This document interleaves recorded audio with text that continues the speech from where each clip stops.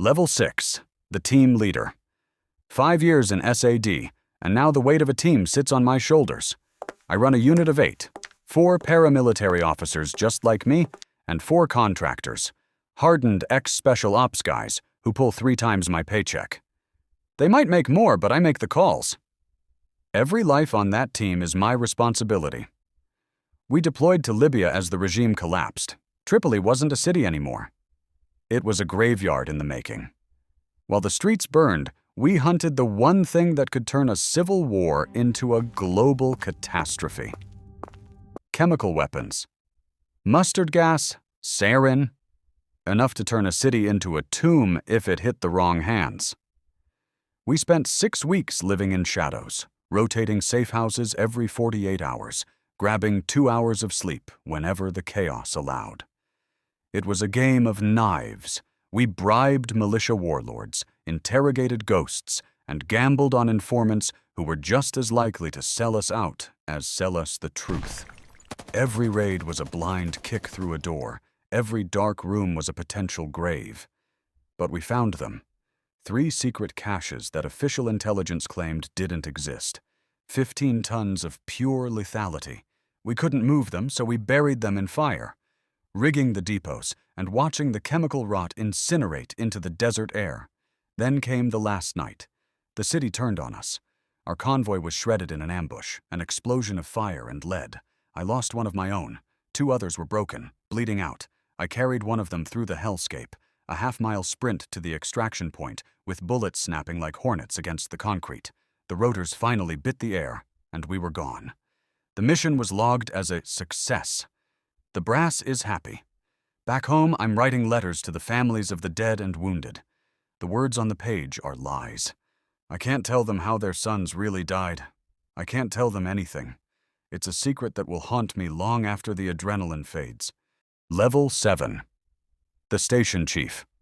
15 years in the field, and your body is finally staging a mutiny. That fall in Afghanistan? It left a shoulder that slips out of socket if you reach for your coffee too quickly. Your knees are a roadmap of too many parachute jumps, aching like clockwork every morning. And the ringing, that high-pitched, permanent whine of tinnitus, is the only souvenir you have left from all those explosions. You're 42, but in the mirror, you're looking at a man of 60.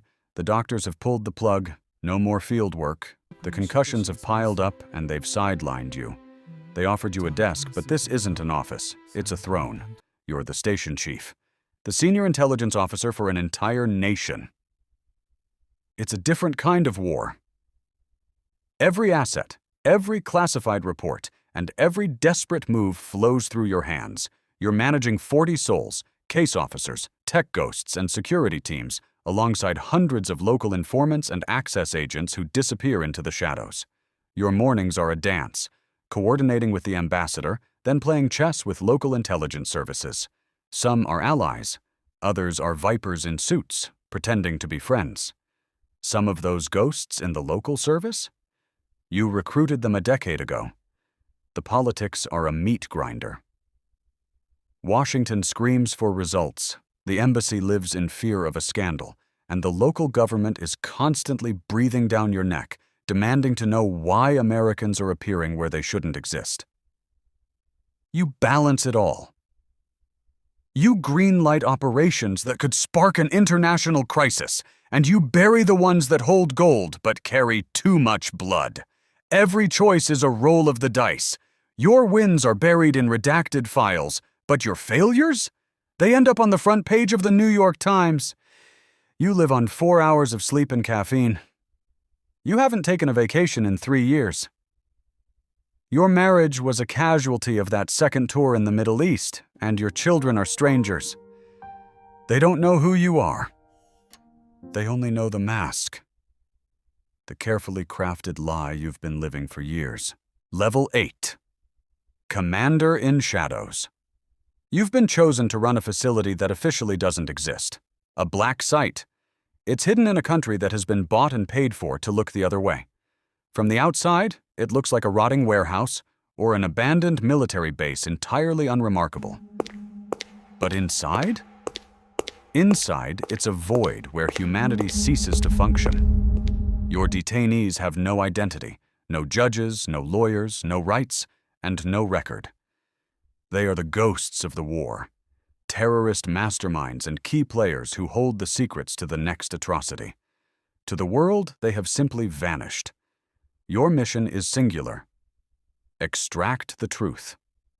The enhanced interrogation you employ isn't found in any rulebook.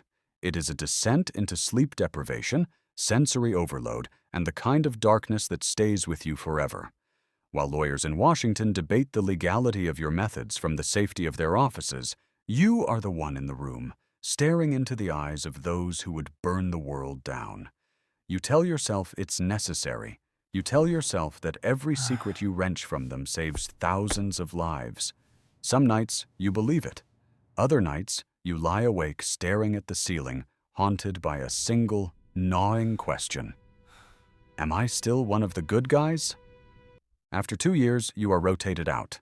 They hand you a commendation that will never appear in any file, in any office, anywhere. The facility continues to churn, day and night, with someone else now holding the keys. You don't ask who they are. You don't want to know. You've seen too much, and all you want now is the silence of forgetting. Level 9. Division Director. You're back at Langley, headquarters. The same concrete corridors you paced 25 years ago as a nervous recruit are now your domain. You walk past the memorial wall, 139 stars etched in stone, honoring those lost in the shadows. Some were your closest friends, others you sent to their deaths on missions you personally architected. Today, you command a powerhouse of the National Clandestine Service. Whether you're running the volatile Near East Division, orchestrating paramilitary strikes from the Special Activities Center, or playing the God game at the Counterterrorism Center, you are the architect of the invisible. Hundreds of officers answer to your call. Thousands of human assets feed raw intelligence into your terminal. You manage a black budget in the billions, wealth that exists in no ledger, shielded from every congressional audit. Money that, on paper, simply does not exist. Your mornings begin in the Oval Office. You occupy a seat at the Situation Room table, flanked by the Secretary of Defense and the National Security Advisor, finalizing decisions that the history books will never acknowledge. You curate the kill lists. You greenlight operations in sovereign nations where we don't officially exist. Syria, Iran, Pakistan, allies, enemies, or ghosts. The labels shift by the week, but your mission remains constant. You sign off on directives that, if ever leaked, would be branded as war crimes by the rest of the world. When you face the Congressional Intelligence Committees, the real theater happens behind closed doors, with no recording, no transcripts, and no mercy. The senators ask their questions, and you provide answers that are technically precise but masterfully hollow. Everyone in that room understands the unspoken pact. They don't want the truth. They want plausible deniability. You give it to them. The wheels keep turning. The operations continue. The bodies accumulate in corners of the map most Americans couldn't point to if their lives depended on it. The intelligence floods in, some of it stopping catastrophes, some of it triggering the next cycle of violence. The entire apparatus is a machine fueled by secrets and blood. And you are the hand on the throttle, the one who ensures this machine never slows down. Level 10, the Ghost. 30 years. That's the shelf life of a ghost. Today, I walked out of Langley for the last time. No fanfares, no public recognition. Just a sterile conference room. 50 faces I've known for decades, and a director reading a script about service and patriotism. They handed me the Distinguished Intelligence Cross, the highest honor in the shadows. It's a beautiful piece of metal, heavy with history. It's currently sitting at the bottom of a cardboard box in my hallway closet. I can't display it. I can't tell a soul why I have it. I can't even admit it exists. I signed the final stack of NDAs, promising to take every blood-soaked secret to my grave. Now I'm in a quiet house in rural Virginia. The silence here is louder than the chaos I left behind. I have a pension that buys me comfort and insurance that covers the physical repairs, but nothing covers the erosion of the self. My old life is a foreign language I've forgotten how to speak. Friends from before the agency are strangers. They look at me and see a retiree, while I'm still scanning the tree line for threats that aren't there. Waking up at 3 a.m. to check the locks. The faces haunt me more than the ghosts do. The assets I groomed, the ones who didn't make it home, the operations that tore nations apart. None of it is on the record. It never happened. I am an architect of history who is forbidden from ever being remembered. I realize today that the weight I carry doesn't end with me. It's a torch. Somewhere right now, a kid in a cramped dorm room or a restless soldier is hitting submit on a CIA application. They're fueled by movies, seeking adventure and a sense of purpose. They want to be the hero in the suit, the shadow in the night. They haven't yet learned the cost of a clean conscience. They don't know that this life doesn't just ask for your time. It asks for your soul, replacing your humanity with a library of classified secrets you'll never be allowed to share. They'll find out soon enough. The ink on their application is just the beginning. The cycle is hungry, and it's already looking for its next ghost.